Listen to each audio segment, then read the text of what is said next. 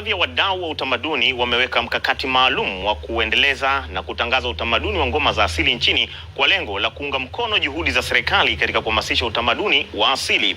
Wadau hao wamesema wameanza ziara maalum kuzunguka mikoa mbalimbali kunadi utamaduni wa asili wa Mtanzania kupitia ngoma za asili na nyimbo za asili ili kuunga mkono wazo la serikali la kulinda utamaduni wa nyumbani.